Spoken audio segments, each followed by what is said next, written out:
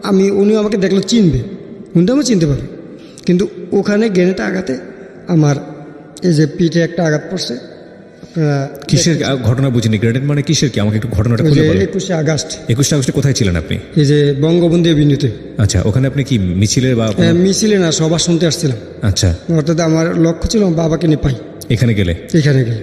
আমি এখনও যেখানে সভা হয় ওখানে আমি যাই, মুক্তিযোদ্ধাদের কথা যেখানে হয় ওখানেই যাই, ওখানে গিয়ে বাবার তথ্য করি, খুঁজি, কিন্তু আজও আমি বাবার তথ্য পাইনি। স্বাধীনতার মাস চলছে প্রিয় শ্রোতা, এবং আমরা জানি একথা বলার অপেক্ষা রাখে না, এদেশের কিছু বীর সেনা, কিছু বীর মুক্তিযোদ্ধা এবং সহস্র প্রাণের বিনিময়ে, লাখ লাখ প্রাণের বিনিময়ে, ইজ্জত, সম্ভ্রম, জীবন সব কিছু ত্যাগের বিনিময়ে আমাদের এই আঁকাবাঁকা মানচিত্র, আমাদের এই ভূখণ্ড, আমাদের এই স্বাধীন বাংলাদেশ, যে ইতিহাস বইয়ের পাতায় লেখা আছে, যে ইতিহাস আমরা সাধারণত পড়ি, সেই ইতিহাসের বাইরে অনেক বড় অজানা ইতিহাস, কিংবা এই রকম পথে প্রান্তরে ছড়িয়ে ছিটিয়ে থাকা একেবারে প্রান্তিক পর্যায়ের মানুষের যে জীবন গল্প, যেটা স্বাধীনতার সাথে মিশে যায়, যেটা অজানা যুদ্ধ কাহিনীর সঙ্গে মিশে যায়, সেরকম অসংখ্য অজানা কাহিনী হয়তোবা ছড়িয়ে ছিটিয়ে আছে।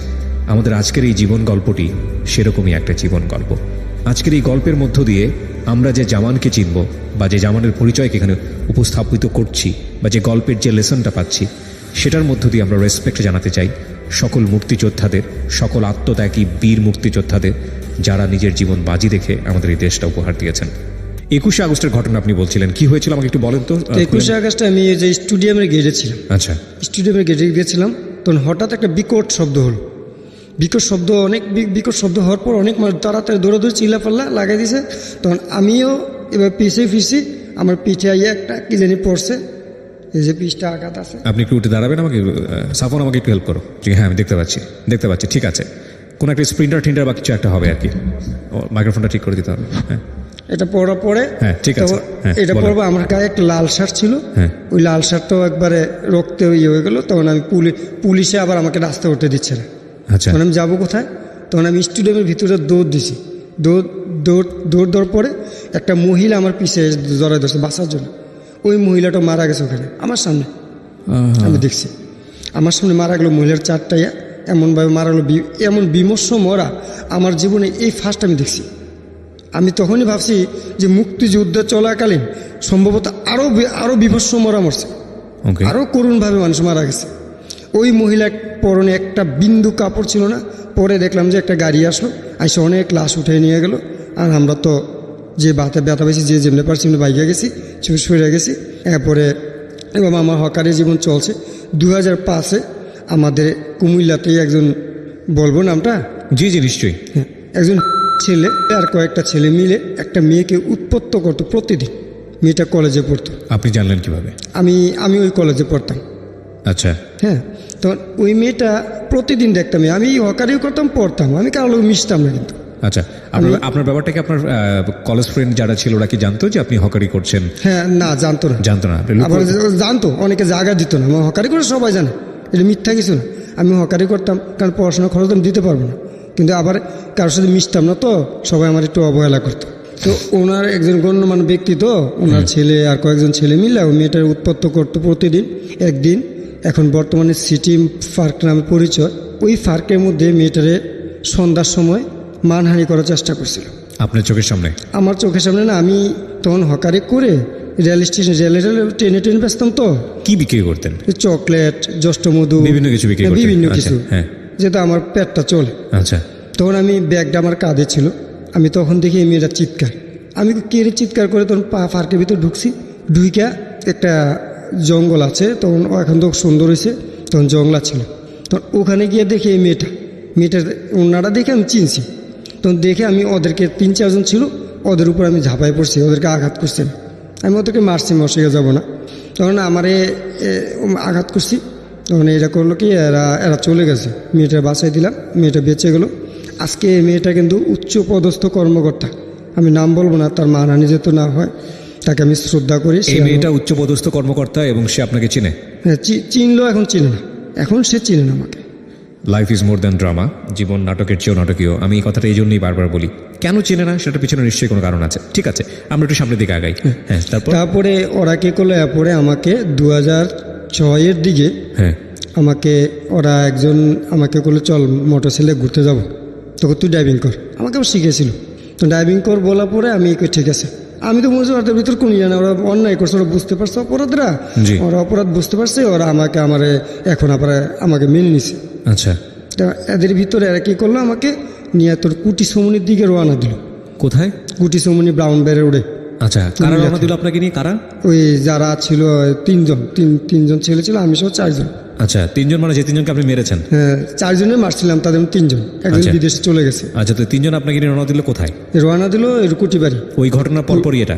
এটা ঘটনার প্রায় 7 থেকে 8 মাস পরে। কেন রওনা দিল? ঘুরতে যাব। ও, আপনাকে কনভিন্স করার চেষ্টা করতেছিল, হ্যাঁ, চলো কোথাও ঘুরতে যাবো। হ্যাঁ, ঘুরতে তো যাব। আপনি বুঝতে পারছিলেন না যে কিছু একটা এদের সাথে ঘোরাটা না না আপনার না, জন্য বিপজ্জনক হবে? আমি তো এরা তো যেদিন মারামারি করছি হ্যাঁ। তার 3 দিন পরতে আমার সাথে ক্লোজ, একের মাপ টাপ চাই, একের ক্ষমা চাই। আচ্ছা আচ্ছা, ওকে, একেবারে। তারপর ঘুরতে যাব? ঘুরতে যাব কই আমাকে নিয়ে গেল, তখন এরা কল তুই চালা, গাড়ি চালা, আমরা আসি পিছনে। তো পিছনে আসি কইয়া গাড়িটা চালতে বলছে, তখন আমি স্টার্ট দিছি, এরাই গাড়ি তোলে না, তখন আর গাড়ি ব্রেক আর নিয়ন্ত্রণ করতে পারি না, ব্রেকটা তারগুলি কেটে দিচ্ছে যে আমি আর নিয়ন্ত্রণ করতে, তখন আমি ব্রেক ধরতে গিয়া খাদে পড়ে গেছিলাম। কিসের গাড়ি ছিল এটা? এটা মোটর সাইকেল। আচ্ছা আচ্ছা, বাইক ছিল। মোটরসাইকেল চালানো জানতেন? হ্যাঁ, জানতাম। আচ্ছা, তো আমি আর নিয়ন্ত্রণ রক্ষা করতে না পারে খাদে পড়ে গেছি। তখন আমার কাছে সম্পূর্ণ কাগজপত্র, আমার কাছে কিন্তু আমার পরীক্ষার রেজাল্ট সম্পূর্ণ থাকতো, আমার তো তার রাখার কোনো জায়গা ছিল না, নিজের কাছে রাখতেন সবসময়? আমার কাছে সম্পূর্ণ থাকতো। সব ভিজে গেল? সব শেষ, একবার কিছু আমি পাইনি, আমার সেন্সও তো আমি পাই না। আমি তো প্রায় 2008 পর্যন্ত, আমি 7 পর্যন্ত সেন্স ছিলাম, আমার কোনো মানসিক হিদায়ত ছিল না। কত সালের ঘটনা এটা? এটা 2006। 2 বছর আপনার কোনো সেন্সই ছিল না এই ঘটনার পরে? না, আমি কোথায় ছিলাম আমি বলতে পারবো না, কিন্তু পরবর্তীতে আমি আবিষ্কার করি, আমাকে এই ভারতে, ইন্ডিয়াতে আবিষ্কার করি, এবং বাহার ভাই নাকি পাঠাইছে, বাহার ভাই আর কে মিল্লা পাঠাইছে, তখন আমি ফিরে আসছি। ইন্ডিয়াতে আপনি আবিষ্কার করলেন? কোথায়? ইন্ডিয়ার কোথায় সেটা? ইন্ডিয়াটা হচ্ছে কলকাতা একটা হাসপাতাল। আচ্ছা, এখন আমি এই অবস্থা আসার পরে 2007-এর শেষ দিক দিয়ে আসার পরে আমি একটা লোকের সাথে মিশছি, পরিচিত। ওখান থেকে আপনি আসলেন কিভাবে? কলকাতা থেকে আসছি, এই মানুষকে ধরে আসছি, কিছু টাকা দিয়ে আসছি, ওখানে কিছু টাকা পাইছিলাম, আমাকে মানুষের টাকা দিছিল। আমি কিন্তু অদ্যবধি কারোর থেকে 1 টাকা সাহায্য নিই, কিন্তু তখন কীভাবে টাকা দিচ্ছে আমি জানতাম না। কিন্তু আমি সেন্স হওয়ার পর একজন ডাক্তার বলল, উনি একজন মহিলা ছিল, উনিও বাংলাদেশে ছিল, ওনার কসবা বাড়ি, উনি এখন নাই, ওনার নাম ছিল নাসিমা। আচ্ছা, উনি আমাকে সম্পূর্ণ বলল যে তোমাকে এইভাবে পাঠাইছে, তোমার এই অবস্থা ছিল, তোমার এই যে আমার এই হাতটা ভাঙা ছিল, তারপরে পা একটা ভাঙা ছিল, আর এই যে চোখের মধ্যে ব্রেনও আঘাত খাইছে। চোখ বলতে আপনার ডান চোখটা কি ওই ঘটনার পরে আঘাত খায়? হ্যাঁ, ওই ডান চোখটা ওই ঘটনার পরে আঘাত খায়, এই বাম চোখটা ডিসপ্লেটা আউট হয়ে গেছিল। তার মানে আপনার ডান চোখ আপনার পুরোপুরি অন্ধ, ডান চোখটা আপনি দেখতে পারেন না? না, ডান চোখটাও দেখি না, বাম চোখটাও দেখতাম না। আচ্ছা, তো বাম চোখটা আলো দেখতাম না। আচ্ছা, তারপরে আমি আইসা বাহার ভাইয়ের কাছে গেলাম, যাওয়ার পর উনি আমাকে বিভিন্ন জায়গায় পাঠালো চোখ চিকিৎসার জন্য।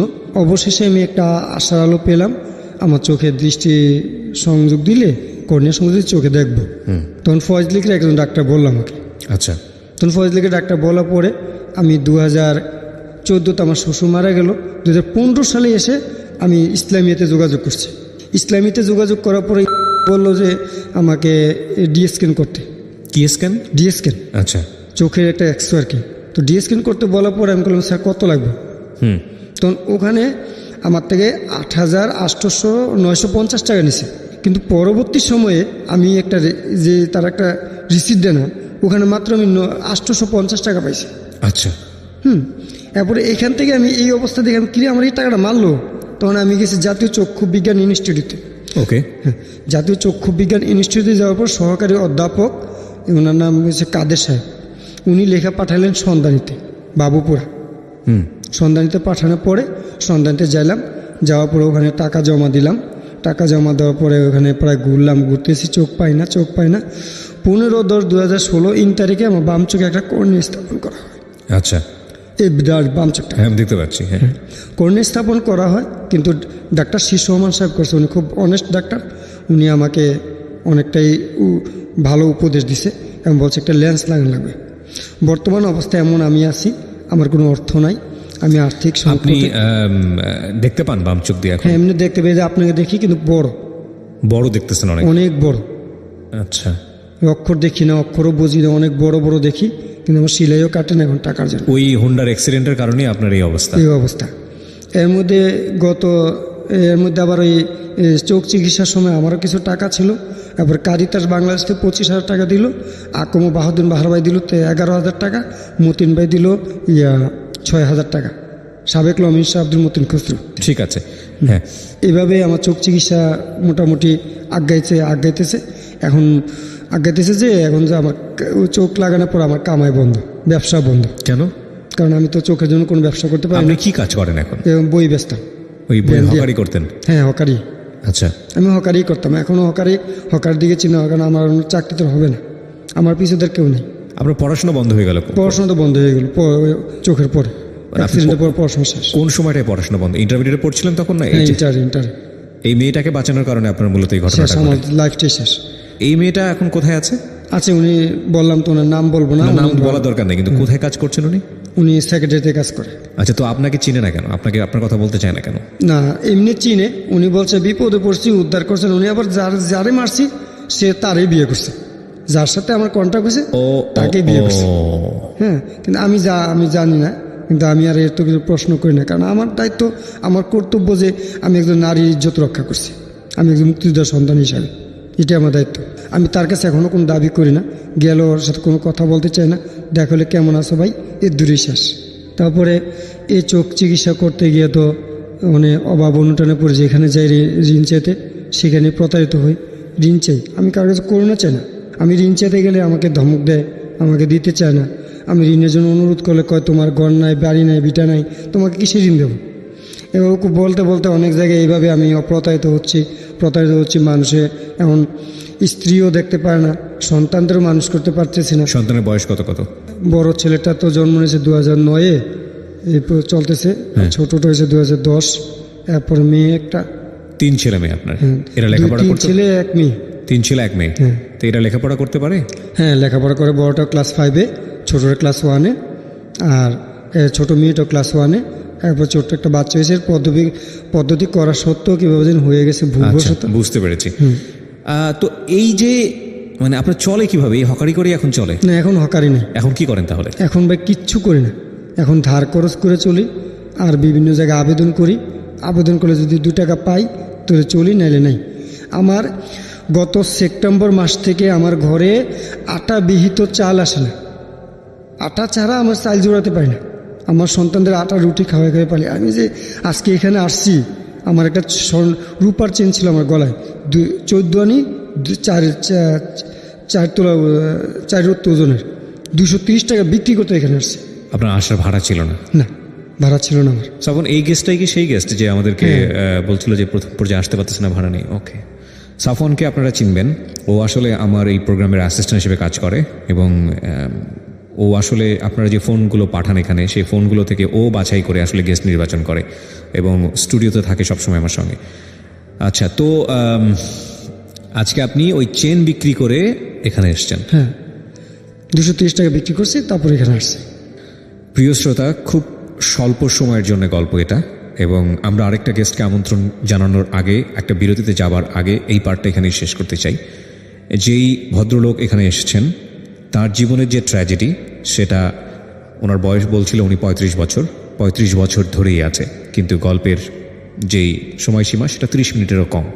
খুব ছোট্ট করে আপনাদের জন্য তুলে ধরেছে। ওনার বলার ধরনটাই আসলে এরকম, এবং সে কারণে যতটুকু বলতে পেরেছে সেই জায়গাটা থেকে আমরা তার প্রতি রেসপেক্ট রাখতে চাই।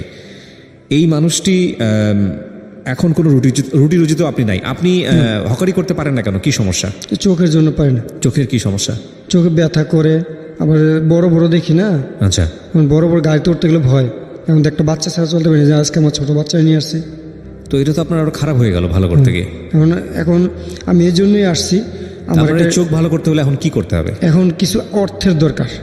আমাকে আপনাদের মাধ্যমে কোনো মহৎ ব্যক্তি যদি থাকে, তাহলে আমাকে কিছু টাকা যদি ঋণ পরিশোধযোগ্য ঋণ দেয়, তাও আমি নেব। আমি আমার চোখের চিকিৎসা করতে চাই, আমার বাচ্চাদের মানুষ করতে চাই। আমার বেশি টাকা প্রয়োজন নেই, আমার মাত্র লাখখানিক টাকা হইলে আমার চোখের চিকিৎসাও ব্যবসা হবে। আমার ব্যবসাটা হবে। আমার একটা ব্যান একবার জরাজীর্ণ হয়ে গেছে, যেটা ব্যবসা করতাম ওটা জরাজীর্ণ হয়ে গেছে। আমার মাইক সেটটাও চুরি হয়ে গেছে, বিক্রি করেছে আমার জ্যাঠোসের ছেলে।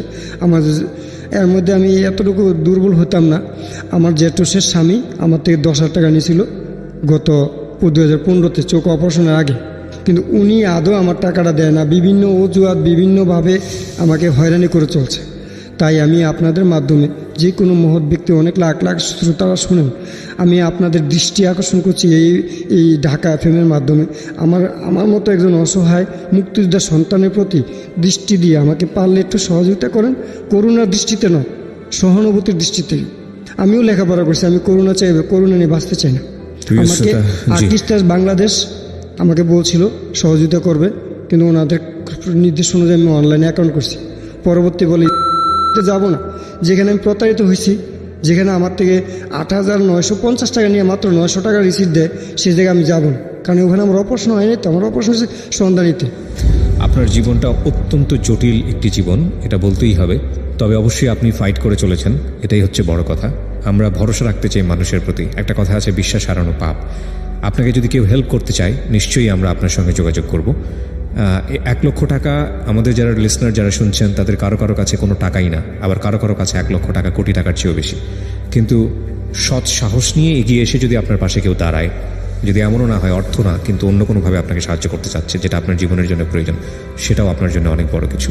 এবং সেই সাহায্যের দুয়ার আপনার জন্য খোলা রেখেই আমরা ছোট্ট একটা বিরতি নিতে চাই প্রিয় শ্রোতা।